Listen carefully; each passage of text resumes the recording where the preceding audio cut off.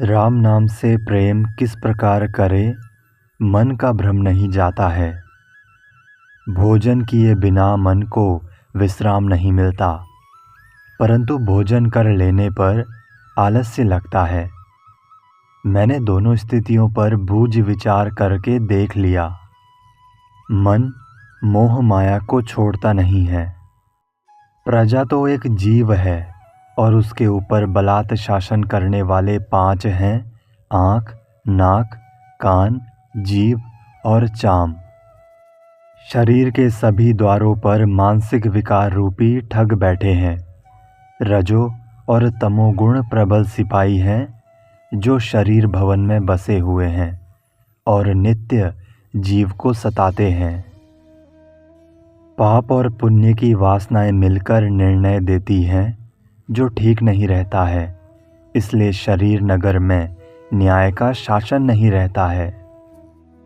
काम क्रोध आदि चोर विवेक प्रधान मानव तन रूपी दिन में हृदय घर में आत्मज्ञान धन की चोरी करते हैं और मालधनी जीव मोह में सोया है। जीव के इतने शत्रु शरीर में बसते हैं। जब जीव अपने मन पवन को संसार में घुमाकर अपने आप में जग जाए और सद्गुरु के दिए हुए स्वरूप ज्ञान का बाण लेकर मनोविकारों से लड़ने के लिए युद्ध में पहुँचे, तब आत्मज्ञान की आग विवेक बंदूक में भरकर दाग दे।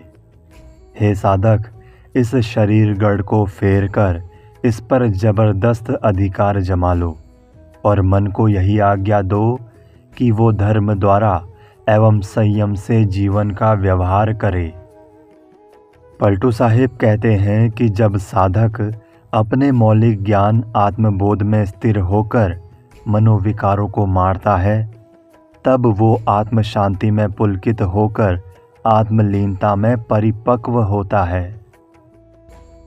सभी संत बड़े हैं, कोई छोटा नहीं है। जो आत्म साक्षात्कार कर लिए हैं वे संत महीन चावल की तरह उत्तम हैं, शेष लोग मोटे चावल की तरह हैं। संत जन दर्पण की तरह हैं, सब लोग उनमें अपना स्वरूप देख सकते हैं। अपना मुंह सुंदर तथा कुरूप होता है, इसमें दर्पण का दोष नहीं है। जो सब देवताओं के ऊपर है, उस सद्गुरु देव की पूजा करो। यदि तुम सच्ची आत्मभक्ति चाहते हो तो अपने सद्गुरु की सेवा करो।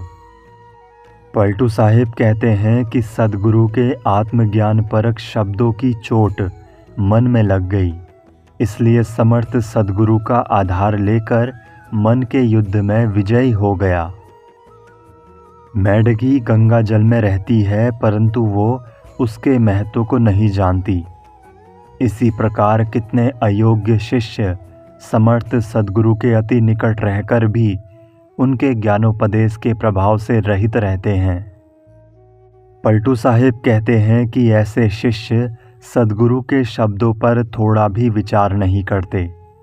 नाव तो मिल गई है, परंतु केवट नहीं है तो नदी पार कैसे किया जा सकता है। इस संसार में कोई मेरा मित्र नहीं है। जिससे प्रेम किया जाता है वो भी बैरी बन जाता है।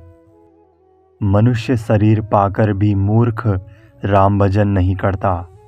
याद रखो, पुत्र पत्नी धन तथा घर कुछ भी जीव के साथ चलने वाला नहीं है। धनवंतरी वैद भी मर गए, कोई देहधारी अमर नहीं है। देवता मनुष्य मुनि योगी त्यागी आदि सब काल के अधीन हैं। क्षण पल में तो देह छोड़कर चल देना है। कल्याण कार्य में क्यों अधिक विलंब कर रहे हो? यदि अब की सब वासना छोड़कर मुक्त नहीं हुए तो पुनः 84 चक्र में घूमोगे। कूच का नगारा बज गया, किंतु एक ऊंट पर भी माल न लाद पाया। मौत का समय आ गया, किंतु कल्याण का काम थोड़ा भी नहीं हुआ। मौत का ऐसा बुलावा आया कि देह भी छोड़कर जाना पड़ा। जो दिन धोखे में बीत गए उनको लेकर पछतावा मत कर। हे मूर्ख, आज ही मोह की नींद भंग कर और आत्माराम में मन लगा। मैं पुकार पुकार कर कहता हूँ कि उत्तम नर तन पाकर आत्मशोधन में नहीं लगा। यदि वासना का त्याग नहीं किया तो उनमें बंधकर पुनः संसार में भटकेगा। ये मानव शरीर भजन साधन करने के लिए उत्तम है, अतएव इससे साधु की सेवा करो और रघुनाथ का भजन करो, आत्मा में मन लगाओ। पलटू साहिब कहते हैं कि हे गुरुओं, अच्छी तरह समझ बूझ कर तथा बहुत दिन तक जांच परख कर किसी को साधु शिष्य बनाओ। बिना पूर्ण परख किए किसी को साधु शिष्य बनाओगे तो तुम्हारे ऊपर बोझ लद जाएगा। 4 दिन का जीवन है, इसका क्या अभिमान करते हो? याद रखो, तुम्हारे घोड़े, बाजे गाजे और ध्वजा पताका एक दिन मिट्टी में मिल जाएंगे। तुम सत्संग में आत्मज्ञान प्राप्त कर लो। आत्मबोध तथा आत्म शांति ही तुम्हारे साथ चलने वाला उत्तम पाथेय है। पानी बहता जा रहा है, जल्दी हाथ धो लो। मानव जीवन का उत्तम समय बीता जा रहा है, जल्दी अपना कल्याण कर लो। पलटू साहिब कहते हैं कि जिसके मुख में राम नाम निकलता है, मैं उसके चरणों की वंदना करता हूँ। वो मेरा स्वामी है और मैं उसका दास हूँ। जिसने अपने तन, मन और धन राम को समर्पित कर दिए हैं, मैं उसके चरणों पर अपना सिर समर्पित करता हूँ। जिसके मुख से राम नाम का उच्चारण होता है, मैं उसके मुख में कपूर देना चाहता हूँ। पलटू साहिब कहते हैं कि मैं उसकी जूती की धूल हूँ। राम से ऐसा अविचल प्रेम करना चाहिए जैसे मजीठ का पक्का रंग। कपड़ा फटकर टुक टुक हो जाता है, परंतु मजीठ का रंग कपड़े से नहीं उतरता। जो अपनी आत्मलीनता की दशा में 8 पहर डूबे रहते हैं, उनका सब सम्मान करते हैं। वे सद्गुरु के सच्चे शिष्य हैं। जिनको श्री गोविंद साहिब जैसे सद्गुरु साहिब मिल गए हैं, उन्होंने कर्मकांड का जनेऊ तोड़कर सारे भ्रम को नष्ट कर दिया है और संसार के भोगों को थूक दिया है और उस तरफ कभी देखता नहीं है। पलटू साहिब कहते हैं कि मैंने सीताराम से प्रेम कर लिया है। लोग इस दशा को देखकर जलते हैं। ये संसार की कैसी रीति है? मैं राम से जुआ खेलूंगा और अपने को दांव पर लगा दूंगा। यदि मैं हार गया तो राम का हो गया और जीत गया तो राम मेरे हो गए। मेरा राम से ऐसा मधुर व्यवहार हो गया है कि कोई व्यक्ति मेरे लिए उनसे चुगली करे तो वे मेरी शिकायत नहीं सुन सकते। पलटू साहिब कहते हैं कि मैं जैसे राम का हूँ, वैसे राम मेरे हैं। ये जगत प्रसिद्धि है कि जिससे जो जैसा व्यवहार करता है, उससे वो वैसा व्यवहार करता है। पलटू साहिब का राम या सीताराम उनका अपना आत्म अस्तित्व ही है। उनका ये कथन द्वैत जैसा लगता है, परंतु उनका बोध द्वैत रहित आत्मपरक है। ये उनकी पूरी वाणी से स्पष्ट है। जो साधक मन, वचन, कर्म से आत्मविश्वास में पूर्ण है और सब समय आत्माराम में स्थित है, पलटू साहिब कहते हैं मैं उनका सेवक हूँ। पलटू साहिब कहते हैं कि मन का संदेह मिट गया है। आत्मा ही परमात्मा है और वही मेरा प्रियतम है। अब सब समय अपने आत्मबोध में डूबा हूँ। संसार के राग द्वेष चूल्हे भाड़ में जाएं। मुझसे संसार के लोग जैसे जैसे रूठते हैं, वैसे वैसे मेरा कल्याण होता है। यदि मेरे सिर पर भगवान हैं, मन में आत्मबोध दृढ़ है, तो मेरा बाल भी बांका नहीं होगा। संतों द्वारा दिए हुए आत्मबोध पर यदि दृढ़ विश्वास आ जाए और आत्मविश्वास हो जाने पर यदि अविचल शांति ना मिले तो पलटू दास झूठा है। संतों के आत्मज्ञान परक वचनों पर लोग ध्यान नहीं देते। यदि मनुष्य उन पर थोड़ा भी ध्यान विश्वास करे तो ये बात पक्की है कि उसे सच्चा शांति सुख मिलेगा। पलटू साहिब कहते हैं कि संत जन मनुष्य के भाग्य को बदल देते हैं, बंधन प्रवाह को मोक्ष की तरफ मोड़ देते हैं। अपने मन में आत्मबोध पर दृढ़ विश्वास न होने से शांति मिलने में विलंब लगता है।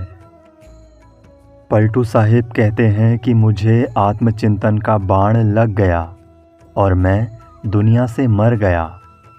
आत्मचिंतन का बाण लगते ही सांसारिक चिंता नष्ट हो गई। मेरे देहाभिमान के पुर्जे पुर्जे उड़ गए और मेरी जीत हो गई।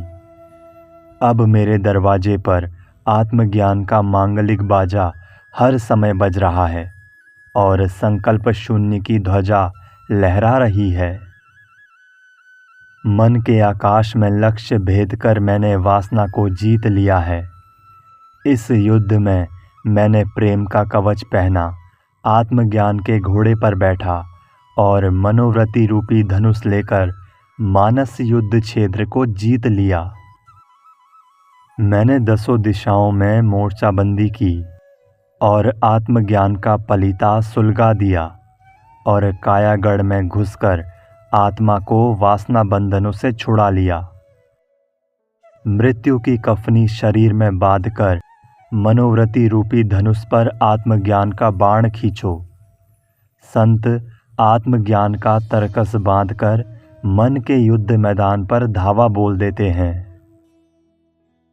पलटू साहिब कहते हैं कि संसार में वही वीर योद्धा है जो अपने मन को मार दे, अहंकार सिर कटकर गिर पड़े और शरीर की आशा न करे। मेरे घर में तभी कोई प्रेमी पैर रखे जब अपने सिर पर मृत्यु की कफनी बांधकर अपने शरीर के लिए कब्र खोद ले। नाम रूपात्मक देह का अहंकार पूर्ण विसर्जित होने पर ही अनंत आत्मिक संतोष मिलता है। जैसे काष्ठ में आग रहती है और फूल में सुगंधी रहती है, वैसे ज्ञानी जन में परमात्मा रहता है। जैसे मेहंदी में लाली और दूध में घी रहता है, वैसे संत में परमात्मा रहता है। कोई प्राणी परमात्मा के बिना नहीं रहता है। आत्मा परमात्मा एक बात है। जगत की आशा कामना छोड़ देने से काम क्रोध आदि मनोविकार मर जाते हैं। ऐसे संत को देखकर लोग उनका आदर करते हैं। किसी के द्वारा स्तुति निंदा पाकर जो उनसे प्रभावित नहीं होता, ऐसे ज्ञानी जन के सामने सब सिर झुकाते हैं। तैल धारावत जो 24 घंटे आत्मचिंतन और आत्मस्थिति में रहता है, ऐसे ज्ञानी की रहनी की अन्य लोग थाह नहीं पाते। जो किसी की बराबरी नहीं करते हैं और सबसे हार कर रहते हैं, ऐसे ज्ञानी की मर्यादा करो। संत से मिलने के लिए चलकर जाओ और यदि वे घर में आ गए हैं तो समझ लो परमात्मा स्वयं आ गए हैं। जो शत्रु मित्र में समता रखते हैं और कंचन कांच को समान समझते हैं, ऐसे ज्ञानी को स्वप्न में भी दुख नहीं होता। न जीने में प्रसन्नता है और न मरने की चिंता है। न किसी से घृणा है और न किसी में मोह है। जिनके मन में काम क्रोध नहीं है और जिनको भोग सम्मान की आशा तृष्णा नहीं है, उनके दर्शन में मनोविकार नष्ट हो जाते हैं। सहज समाधि में लीन रहने वाले साधक के लिए न नरक है न स्वर्ग है, न अच्छा है और न बुरा है। वो तो ये भी नहीं जानता कि मैं कौन हूँ।